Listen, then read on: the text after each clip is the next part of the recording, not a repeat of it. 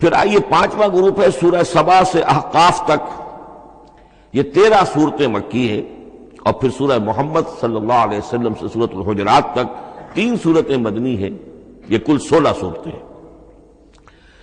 چھٹے گروپ میں سورہ قاف سے سورہ واقعہ تک 7 صورتیں یہ مکی ہے، اور سورہ حدید سے سورہ طلاق تک 10 صورتیں مدنی ہیں، یہ 17 صورتیں ہیں۔ آخری جو ہے وہ سورۃ الملک سے سورۃ الاخلاص تک 46 صورتیں، اور سورہ معوذتین جو ہے یہ 2 ہے کہ جو مدنی ہے۔ بعض کا اس میں اختلاف ہے، وہ میں بعد میں عرض کروں گا، لیکن جو میری رائے ہے وہ میں آپ کے سامنے رکھ رہا ہوں۔ اس طریقے سے یہ 7 گروپ جو ہیں قرآن مجید میں سورتوں کے وجود میں آئے۔ ہر گروپ کا ایک مرکزی مضمون ہے۔ مثلا پہلے گروپ کا مرکزی مضمون شریعت ہے۔ سورہ فاتحہ میں اہدنا الصراط المستقیم، اے اللہ ہمیں سیدھا راہ دکھا، سیدھے راستے کی ہدایت بخش۔ اب وہ سیدھا راستہ کیا ہے؟ شریعت خداوندی، شریعت الہی، اور شریعت مکمل ہو جاتی ہے ان 4 صورتوں میں۔ شریعت محمدی کا جو بلو پرنٹ ہے، ابتدائی خاکہ جو ہے، وہ آپ کو سورہ بقرہ میں ملے گا، اور اس کی جو تکمیلی صورتیں ہیں، تکمیلی احکام ہے، وہ سورہ مائدہ۔ اس کے علاوہ اس گروپ میں جو زیادہ زور ہے وہ سابقہ امت مسلمہ سے گفت و شنید۔ سابقہ امت مسلمہ میں یہودی اور نصارہ دونوں شامل ہیں۔ اب ان پر جرح بھی ہے، ان پر تنقید بھی ہے، ان کو ملامت بھی ہے، ان کو ان کی قرارداد جرم ان کے خلاف جو ہے وہ بھی دی گئی ہے، اور پھر یہ کہ ان کو معزول کر کے اور نئی امت کو اس مقام پر نصب کرنے کا اعلان ہے، اور ان کو بڑی زوردار دعوت ہے کہ اب محمد پر ایمان لاؤ اور قرآن پر ایمان لاؤ صلی اللہ علیہ وسلم۔ یہ پہلا گروپ ہے۔ اسی طریقے سے ہر گروپ کا، اب یہ ساتھ ساتھ جب ہم چلیں گے تو میں تفصیل کے ساتھ بیان کرتا جاؤں گا کہ اس گروپ کا یہ مرکزی مضمون ہے، اور اس طور سے یہ صورتیں آپس میں ایک دوسرے کے ساتھ مربوط ہیں۔ ان گروپوں میں آپ نے دیکھا ہوگا کہ پہلے اور آخری گروپ ان کی ایک ریسیپروکل سی صورت ہے کہ پہلے گروپ میں مکی صورت صرف ایک چھوٹی سی، اور مدنی صورتیں 4-6 پارے سے زائد پر پھیلی ہیں، جبکہ آخری گروپ میں سارے دونوں پارے جو ہے سورہ ملک سے شروع ہو کر مکی صورتوں پر مشتمل ہے، آخر میں آ کر چھوٹی چھوٹی صورتیں وہ مدنیات ہیں۔ یہ ایک دوسرے کے بالکل ریسیپروکل ہیں، کانورس۔ لیکن دوسرا گروپ ادھر سے اور دوسرا ادھر سے، یعنی چھٹا، یہ بڑے متوازن ہیں۔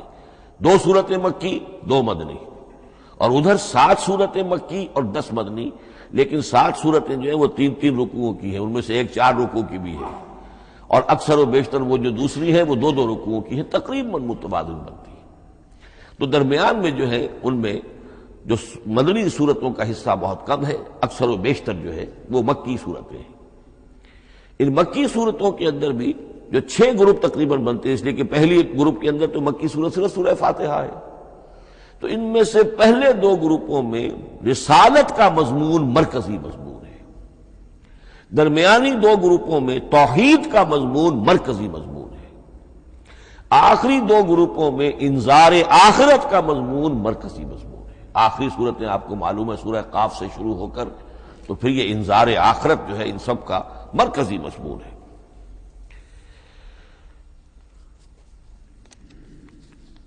مدنی قرآن جو ہے یہ بھی آپ نوٹ کر لیجئے کہ کل قرآن کا 1/3 ہے تقریباً، اور اس 1/3 کا 2/3 پورا کا پورا پہلے گروپ میں آ گیا ہے۔ سورہ بقرہ، سورہ آل عمران، سورہ نساء، سورہ مائدہ۔ باقی تو پھر جا کے سورہ احزاب، سورہ نساء، پھر 3 چھوٹی صورتیں، پھر آخر میں 2 بہت چھوٹی چھوٹی صورتیں، سورہ انفال اور سورہ توبہ۔ لیکن یہ کہ یہ 2/3 جو ہے مدنی قرآن کا حجم بالکل پہلے ہی اس گروپ کے اندر آ گیا ہے۔ اس کی بھی حکمت ہے، کیوں مدنی صورتوں کو پہلے رکھا گیا؟ میرے علم میں نہیں ہے کہ اس موضوع پر کسی شخص نے گفتگو کی ہو سوائے محمد مارمڈیوک پکتھال کے۔ میرے علم کی حد تک ہو سکتا ہے کہ کسی اور مفسر نے، کسی محقق نے کوئی بات کہی ہو، اس سے بھی زیادہ وزنی کہی ہو، لیکن میرے علم کی حد تک مارمڈیوک پکتھال نے اپنے ترجمہ کیا ہے انگریزی میں، اس کے دیباچے میں اس موضوع پر گفتگو کی ہے، بہت ہی عمدہ بات کہی ہے۔ انہوں نے کہا کہ جب یہ قرآن نازل ہو رہا تھا تو اصل اہمیت ایمان کی تھی، پہلے لوگ ایمان لائیں اور پھر جو ایمان لائے ان کو پھر احکام دیے گئے کہ یہ کرو اور یہ نہ کرو، یہ حلال ہے، یہ حرام ہے، یہ فرض ہے، وغیرہ وغیرہ۔ لیکن جب ایک امت وجود میں آ گئی، امت کے وجود میں آنے کے بعد اب نسلاً مسلمان پیدا ہو رہے ہیں، ان کے ہاں اب ضرورت پہلے اسلام کی ہے، چاہے بچہ چھوٹا ہی ہے پہلے اسے احکام سکھائے جائیں گے، بچہ چھوٹا ہی ہے نماز پڑھنی سکھائی جائے گی، بچہ چھوٹا ہی ہے روزہ رکھنا سکھایا جائے گا۔ تو امت کے اس طرح تشکیل پا جانے کے بعد اب اصل اہمیت جو ہے وہ احکام کی ہو گئی ہے، احکام اب مقدم ہے اور ایمان کا معاملہ جو ہے وہ اس کے بعد مؤخر ہے۔ کوئی شخص بالغ ہوگا، ذہین ہوگا، فطین ہوگا، غور و فکر کی صلاحیت سے اگر اللہ تعالیٰ نے اسے بہرور کیا ہوگا پھر وہ حقیقت ایمان تک رسائی حاصل کرے گا، ورنہ یہ ہے کہ عام ایک مسلمان جو ہے اسے جہاں تک احکام کا تعلق ہے ان پر تو عمل کرنا ہی ہے۔ تو یہ بڑی میں سمجھتا ہوں کہ ذہانت پر مبنی بات ہے کہ جو محمد مارملیوک پکتھال نے کہی ہے اور مجھے اس سے اتفاق ہے۔ اب آئیے اگلا معاملہ، اگلی بحث، اگلا موضوع، قرآن کا موضوع کیا ہے؟ کیا قرآن فلسفے کی کتاب ہے، سائنس کی کتاب ہے، کیا یہ جیولوجی کی کتاب ہے، فزکس کی کتاب ہے، کس چیز کی کتاب ہے؟ تو پہلی بات یہ سمجھیے، قرآن کا موضوع ہے انسان، لیکن انسان کی اناٹمی نہیں، انسان کی فزیولوجی نہیں، انسان کی اینتھروپولوجی نہیں، کچھ نہیں، انسان کی ہدایت۔ یہ ہدایت کا لفظ بنیادی ہے قرآن مجید کے لیے۔ چنانچہ دیکھیے ذرا نوٹ کر دیجئے، سورہ بقرہ کے شروع ہی میں ھدی للمتقین، پھر اس کے وسط میں ھدی للناس، سورہ یونس میں فرمایا ھدی ورحمۃ للمؤمنین، سورہ لقمان میں فرمایا ھدی ورحمۃ للمحسنین، سورۃ البقرہ اور النحل میں فرمایا، نمل میں ھدی وبشریٰ للمؤمنین، آل عمران میں وموعظۃ للمتقین، ھدی وموعظۃ للمتقین، پھر 3 مرتبہ الہدیٰ هو الذی ارسل رسولہ بالہدی ودین الحق لیظہرہ علی الدین کلہ۔ الہدیٰ، ہدن نکرہ ہے، الہدیٰ معرفہ ہو گیا، یعنی ہدایت کاملہ، ہدایت تامہ، ہدایت ابدی۔ اسی طرح سورۃ النجم میں فرمایا وَلَقَدْ جَاءَهُم مِّن رَّبِّهِمُ الْهُدَىٰ، سورۃ الجن میں وَإِنَّا لَمَّا سَمِعْنَا الْهُدَىٰ آمَنَّا بِهِ، سورہ بنی اسرائیل میں وَمَا مَنَعَ النَّاسَ أَن يُؤْمِنُوا إِذْ جَاءَهُمُ الْهُدَىٰ، سورہ بنی اسرائیل میں بھی یہ الفاظ آئے، سورہ کہف میں بھی آئے۔ تو قرآن کا موضوع ہے ہدایت، اور اس کو اب ذہن میں رکھیے کہ انسان کے علم کے 2 گوشے ہیں۔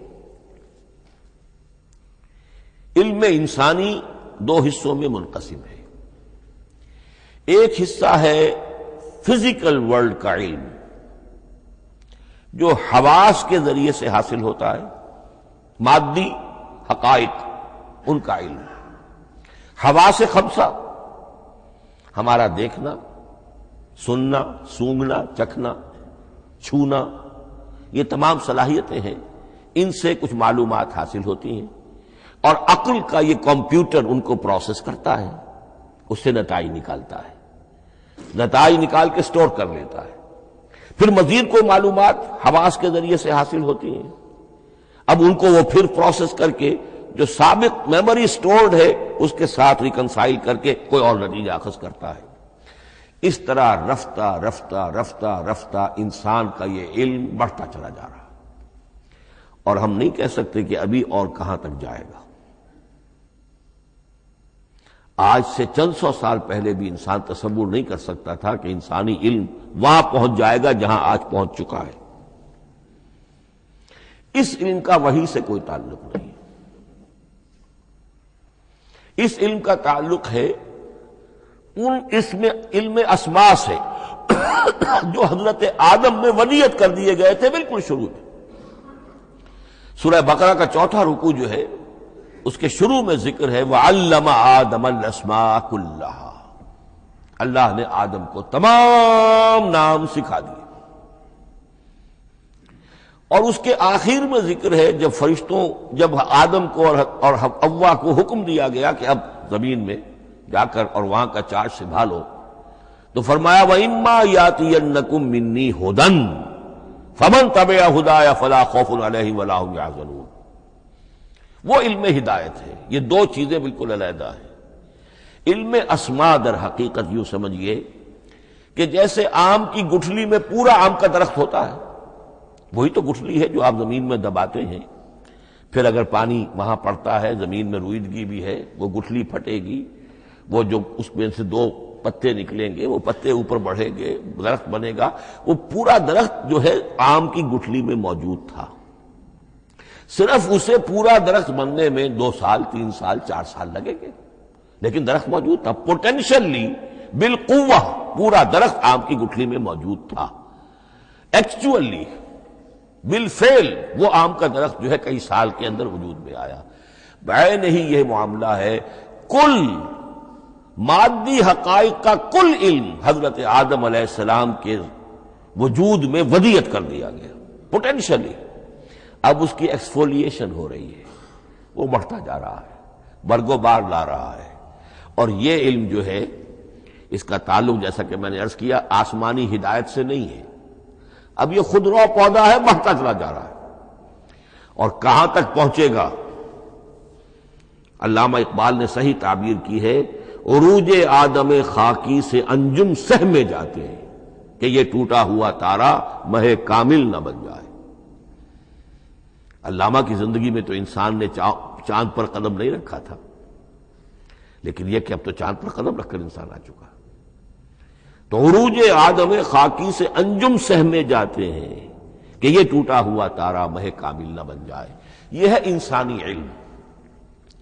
اس انسانی علم کے ساتھ اگر وہ علم وہی علم ہدایت نہ ہو تو یہ علم جو ہے بجائے خیر کے شر بن جاتا ہے۔ آج وہ شیطانی قوت بن چکا ہے، وہ علم ہلاکت کا سامان بن چکا ہے، تباہی کا ذریعہ بن چکا ہے۔ لیکن اس کے ساتھ دوسری بات ضروری تھی جو کہ وحی کے ذریعے سے آنے والا علم تھا، فَإِمَّا يَأْتِيَنَّكُم مِّنِّي هُدًى فَمَن تَبِعَ هُدَايَ فَلَا خَوْفٌ عَلَيْهِمْ وَلَا هُمْ يَحْزَنُونَ۔ یہ علم الہدایت جو ہے یہ در حقیقت قرآن حکیم میں آ کر مکمل ہو گیا ہے۔ اس کے لیے بھی میں چاہتا ہوں کہ بات آپ سمجھ لیں، اس میں جو ارتقاء ہوا ہے، پہلی کتابیں نازل ہوئی ان میں بھی ہدن تو تھی، کل بھی میں نے آپ کو آیت سنائی تھی سورہ مائدہ کی، انا انزلنا التوراۃ فیہا ھدی و نور، ہم نے تورات نازل کی تھی، اس میں ہدایت بھی تھی، نور بھی تھا۔ اسی رکوع میں 7واں رکوع ہے وہ سورہ مائدہ کا، انجیل کے بارے میں فیہ ھدی و نور، اس میں بھی ہدن بھی تھی، ہدایت بھی تھی، نور بھی تھا۔ لیکن یہ ہدایت اور یہ نور درجہ بدرجہ ترقی کر رہا ہے، یہاں تک کہ کامل ہوا ہے، قرآن میں آ کر الہدا بن گیا ہے۔ اب یہ ہدن نہیں، الہدا، کامل ہدایت نامہ۔ اس کی وجہ کیا ہے؟ دیکھیے، ایک بچے کو اگر آپ تعلیم دینا چاہتے ہیں تو اس کی ذہنی سطح کو ملحوظ رکھے بغیر تو نہیں دے سکتے۔ آپ چاہے پی ایچ ڈی استاد رکھ دیں کسی بچے کے لیے، بچہ بھی پرائمری کی تعلیم پا رہا ہے، وہ پی ایچ ڈی کا استاد کیا کچھ پلا دے گا اس کو، کیا پڑھا دے گا اس کو؟ اس کی اپنی استعداد جو ہے ابھی اتنی کم ہے کہ اسی کی مناسبت سے اسے تعلیم دی جائے گی، رفتہ رفتہ وہ آگے بڑھے گا، یہاں تک کہ وہ اپنے پوری عقل کے اور شعور کی پوری شدت اور قوت کو پہنچ جائے گا، بلوغت کو پہنچ جائے گا۔ اب اسے آخری علم پڑھایا جائے گا، اب اسے فلسفہ پڑھایا جائے گا، پہلے وہ ہسٹری پڑھ رہا تھا، اب فلسفی آف ہسٹری پڑھے گا۔ اس حوالے سے تدریجاً اللہ تعالیٰ نے تورات میں صرف احکام ہے، حکمت ہے ہی نہیں، انجیل میں حکمت ہے، احکام ہے ہی نہیں، دونوں مل کر ایک بات کو مکمل کرتی ہیں۔ تورات میں صرف احکام ہے، حکمت ہے ہی نہیں۔ جیسے کہ میں نے عرض کیا تھا، بچے کو آپ بتا دیتے ہیں بھئی روزہ ٹوٹ جاتا ہے اس طریقے سے، روزے کا مطلب یہ ہے اب دن بھر کھانا کچھ نہیں ہے، چاہے بچہ ابھی 6 سال کا ہے، 7 سال کا ہے، 8 سال کا ہے، آپ بتا رہے ہیں احکام تو دے دیے جائیں، یہ کرو یہ نہ کرو، یہ ڈوز ہیں یہ ڈونٹس ہیں، تو احکام عشرہ، دی 10 کمانڈمنٹس، احکام دیے گئے، حکمت نہیں۔ ابھی حکمت کا تحمل ان کے لیے ممکن نہیں تھا۔ ابھی وہ عہد طفولیت ہے نوع انسانی کا. یوں سمجھیے کہ آج سے 3,500 سال قبل کا انسان. 1400 قبل مسیح میں تورات دی گئی ہے حضرت موسیٰ علیہ السلام کو. اب یہ 2000 مسیح آنے والا ہے تو 3400 سال پہلے کی بات ہے. تو انسانی ذہن ابھی جس سطح پر تھا، یہاں تک کہ 2000 سال پہلے حضرت مسیح علیہ السلام کے بھی الفاظ انجیل میں موجود ہیں، اب بھی موجود ہیں. اپنے حوارین سے آپ نے فرمایا تھا ابھی مجھے تم سے اور بھی بہت سی باتیں کہنی تھیں مگر ابھی تم ان کا تحمل نہیں کر سکو گے. جب وہ فارقلیت آئے گا تو تمہیں سب کچھ بتائے گا. یہ پیشین گوئی تھی محمد الرسول اللہ صلی اللہ علیہ وسلم. ابھی تم تحمل نہیں کر سکتے، ابھی 600 برس اور چاہیے تمہاری ذہنی بلوغت کے لیے. تو الہدا مکمل ہوا ہے قرآن حکیم میں آ کر. البتہ ایک نقطہ اس میں نوٹ کیجئے، قرآن مجید اگرچہ کتاب ہدایت ہے، سائنس کی کتاب نہیں ہے، لیکن اس میں سائنٹیفک فینومینا کی طرف اشارے موجود ہیں. چونکہ قرآن مجید ان تمام جو بھی یہ کائناتی حقائق ہیں ان سب کو آیات الہیہ قرار دیتا ہے. ان فی خلق السماوات والارض واختلاف اللیل والنہار والفلک التی تجری فی البحر بما ينفع الناس وما انزل اللہ من السماء من ماء فاحیا به الارض بعد موتها وبث فيها من كل دابة وتصریف الرياح والسحاب المسخر بین السماء والارض لآیات لقوم یعقلون. یہ سب نشانیاں ہیں اللہ کی، اللہ کی قدرت، اللہ کی عظمت، اللہ کے علم کامل، اللہ کی حکمت بالغہ، سب نشانیاں. تو یہ جو فزیکل فینومینا ہے ان کی طرف قرآن ریفر کرتا ہے. بعض حقائق وہ ہے کہ جن کا تعلق اسٹرانومی سے ہے. کل فی فلک یسبحون، یہ تمام اجرام سماویہ جو ہیں یہ اپنے اپنے مدار میں تیر رہے ہیں. معلوم ہوا ہر شے حرکت میں ہے. انسان پر تو ایک دور ایسا گزرا ہے وہ یہ سمجھتا تھا زمین ساکن ہے اور سورج حرکت کر رہا ہے. پھر ایک دور آیا کہا نہیں سورج ساکن ہے، زمین حرکت کرتی ہے، اس کے گرد چکر لگاتی ہے. اور آج ہمیں معلوم ہوا ہر شے حرکت میں ہے، ہر شے. سورج کا بھی اپنا ایک مدار ہے، اس میں وہ حرکت کر رہا ہے اپنے پورے کنبے کو لے کر. یہ پورا سولر سسٹم اس کا کنبہ ہے، اس پورے کنبے کو لے کر وہ بھی ایک مدار میں حرکت کر رہا ہے. تو معلوم ہوا کل فی فلک یسبحون. اب یہ کل کا لفظ جس طرح منقع ہو کر، جس طرح مبرہن ہو کر، جس شان کے ساتھ آج وہ عویدہ ہوا ہے، واضح ہوا ہے، آج سے پہلے انسان کو معلوم نہیں تھا. تو یہ جو فزیکل فینومینا ہے جن کی طرف قرآن مجید ریفر کرتا ہے، یہ اگرچہ قرآن کا اصل موضوع نہیں ہے، لیکن ایک بات جان لیجئے کہ قرآن مجید میں ان فزیکل فینومینا کے بارے میں جو بات کہی گئی ہے وہ غلط نہیں ہو سکتی. اور یہ وہ حقیقت ہے کہ جو اس دور میں آ کر اتنی واضح ہوئی ہے. آپ نے نام سنا ہوگا ڈاکٹر مورس بکائی کا.